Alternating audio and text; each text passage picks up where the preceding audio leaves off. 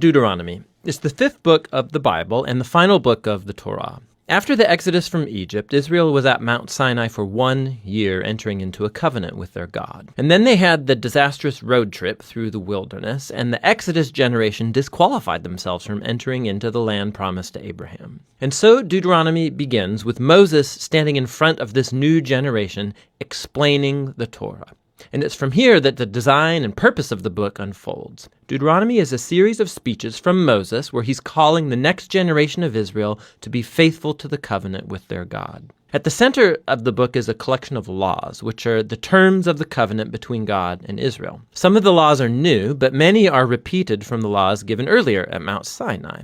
And that's actually where this book gets its name, from a Greek word Deuteronomion, which means a second law. Now, surrounding these laws are two outer sections of Moses' speech. Each of these are broken up into two parts themselves. Let's just dive in and we'll see how this whole thing works. So Moses, first of all, summarizes the story so far, and he highlights how rebellious the previous generation was, in contrast with God's constant grace and provision in the wilderness. And God did bring his justice on them, yes, but he did not abandon his covenant promises. After this comes a series of very passionate sermons where Moses calls on this new generation to be more faithful than their parents were to the covenant. He reminds them of the Ten Commandments, and then the centerpiece of this section is a famous line called the Shema. Moses says, "Listen, Israel, the Lord is our God, the Lord alone, and you shall love the Lord your God with all of your heart, with all of your soul, and with all of your might." This became a very important daily prayer in Judaism, and it brings all of the themes of the book together. So the word listen, or Shema in Hebrew, it means much more than just to hear. Its meaning includes responding to what you hear, or in English we would say obey. And the word love in Hebrew also means much more than just an emotion or feeling. It's about a decision of wholehearted devotion to God that involves your will and your emotions, your mind and your heart. Now, for Israel, their obedience and devotion to God served a much larger purpose. Obedience to the laws is going to make Israel a unique people among the nations. Just like God said at Mount Sinai, they will become a kingdom of priests. And Moses now says, how? Israel has the chance, by following the laws, to show the whole world the wisdom and the justice of God. The other key idea in the Shema is that Israel was called to obey and be devoted to the Lord alone. Or literally, in Hebrew, it says, the Lord is one. Now, in context, the point is that the Lord is the one God Israel is to worship and obey. Israel's about to go into the land of Canaan, where people worship idol gods that represent all different aspects of creation, the sun, the weather, sex, and war. And in Moses' view, worshiping these gods degrades humans and destroys communities. But worshiping the God of Israel, who's the creator and the redeemer, that will lead to life and blessing. And so we come to the large collection of laws at the center of the book. And they're roughly arranged by topic. So the opening section is about Israel's worship of their God. They were to have one central temple where one God would be worshipped. And also, God was to be worshipped in Israel's care for its poor. So, for example, all Israelites were to set aside 1/10 of their annual income to be given to the temple. But another 10th was to be set aside every 3 years and given to the poor. And these are the kinds of laws that put Israel on the cutting edge of justice in comparison to their ancient neighbors, and it was all bound up with their worship of God. The next section outlines the character qualities of Israel's leaders. So the elders, the priests, the kings, these were all placed under the authority of the covenant laws, which God said that he would enforce by sending prophets to keep the leaders accountable. So in contrast to Israel's neighbors, where kings were thought of as divine and a law unto themselves, Israel's leaders were subordinate to the law and the prophets.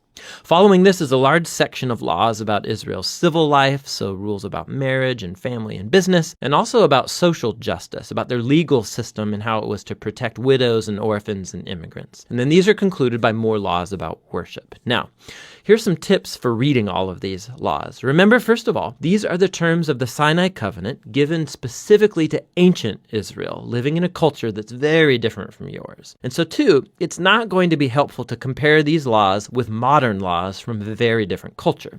Rather, these were given to set Israel apart. And so we need to compare these laws with those of Israel's neighbors, like in Assyria or Babylon. And when you do that, all of a sudden laws that seemed harsh or bizarre become much more clear. You see that God is pushing Israel to a higher level of justice than was ever known before. And so finally, try to discern what core principles of wisdom or justice underlie any particular law, and you'll discover some really profound things. So here's an extra credit assignment. Go see how Paul the Apostle does this very thing in his first letter to the Corinthians, chapter 9, verse 9, and he quotes a law from Deuteronomy chapter 25, verse 4. It's really interesting. So back to Moses. After he goes through all of the laws, he issues a final challenge that Israel should listen to and love their God. He first issues a warning and an ultimatum.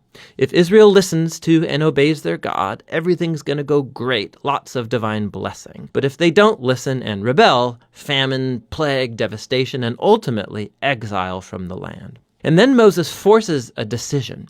He says, "Today I set before you all life or death, blessing or curse, goodness or evil. So choose life by loving the Lord your God and listening to him." But then Moses says this. He says, "I know that after I die, you're going to rebel and turn away from God and end up in exile." Which is kind of a downer, but then again, he's been with these people for decades, and it becomes clear that his hopes are not very high. But all is not lost, Moses says. One day, when Israel is sitting in exile, at any point, Moses says they can turn back to their God, who will, in his words, circumcise your hearts so that you may love him with all your heart and soul and live. Now, this is a vivid metaphor that's saying something is fundamentally wrong with Israel's heart. It's stubborn and hard. And it's the same thing wrong with the heart of all of humanity. This is going all the way back to the rebellion in the garden. Humans seized autonomy from God. They wanted to define good and evil for themselves, and they ruined God's good world as a result. But one day, Moses says, God is going to do something to transform the hearts of his people so that they can truly listen to and love God from the heart and be led back to true life. And this is the promise that gets picked up by the later biblical prophets, Jeremiah and Ezekiel, the hope for a new heart. So Moses ends his speech with a poem of warning and then of blessing, and then he walks up onto a mountain and he dies. And so the Torah draws to a close. All of the major plot tensions of the biblical story are in place, but left totally unresolved.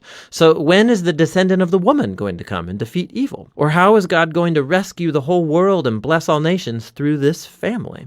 And how can God's holiness be reconciled with people who are continually rebellious? And how is God going to transform the hearts of his people?